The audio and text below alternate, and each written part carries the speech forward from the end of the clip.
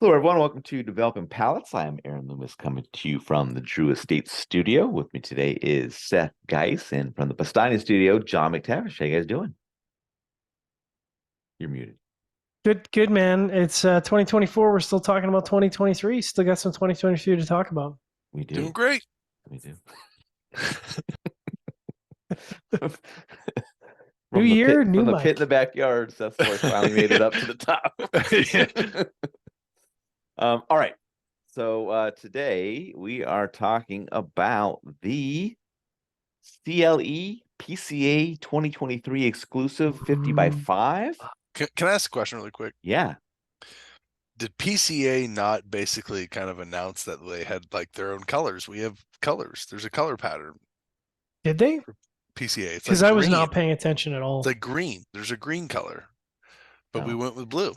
yeah. It's like a baby blue. I feel like it's a boy. That's It what is kind people said to Christian when he put this out, that it's a boy cigar. So It is. It's a boy, which is just like yeah.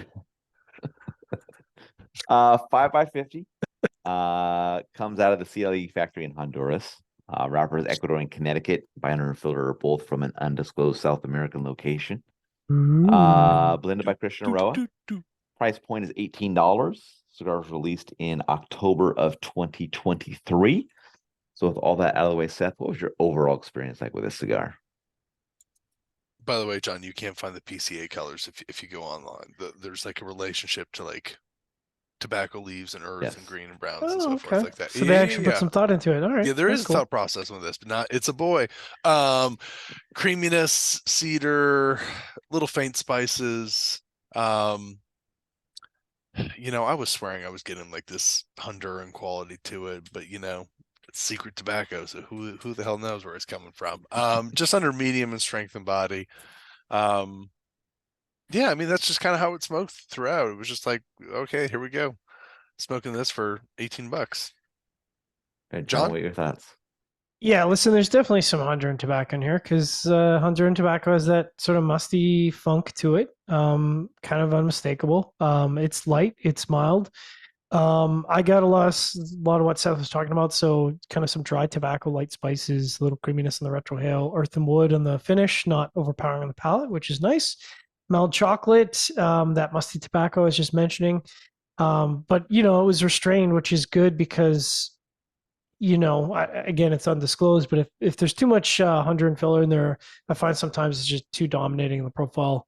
It can be really distracting. But first third was good, and then second third creamy chocolate led the way with cinnamon, wood, spices, sweet tobacco. I mean, that's all very good. I put it down as sort of a dessert, like almost like a tiramisu. Musty tobacco was there just as an accent. So again, nice and restrained. Dry hand wood in the finish, kind of as it carried on, but really nice profile. And then last third started out kind of the same, creamy wood, medium strength spices, musty tobacco. But then it just kind of fell apart. Kind of more panic wood, dry hay. So kind of not as remarkable as the first two thirds, which is a bit of a drag. Construction was great. Wavy burn, but I didn't have to do any touch ups. And then draw was perfect. So yeah, this was. I mean, it's $18, but at least it didn't suck. So that's nice. Aaron, what about you? Yeah, for me, this cigar started with toasted cedar earth and slightly sharp black pepper. Cedar gained a light sweetness and a creamy chalkiness joined in. Second third saw hay join the profile. Then the final third saw light wood bitterness join in and the creamy chalkiness departed. Construction was perfect for me on my cigar, so that was nice to see. I thought the cigar had a nice start. It had a well-detailed and kind of full flavor profile going on. As the earth and pepper waned in the second third, the profile kind of took a step down and remained that way the rest of the way. I was pretty interested in the cigar because of the whole South American tobacco that was touted for it, but I can't really tell you what it provided in the profile, but it just couldn't really maintain itself past that first third. So I wanted to try the 1118 Vitola for this, but it wasn't available to me when the Robustos first came out, and I wanted to make sure that we got some. So I might try that out down the road or something, but yeah, it's an expensive cigar for kind of the enjoyment level, so probably not something I'd come back to in that size. All right, let's get into the scores. We're gonna start at the top with John at 6.82. Uh Damn. June and I both gave it a 6.1 and Seth gave it a 6.05. So, John, how'd that 6.82 match up for you?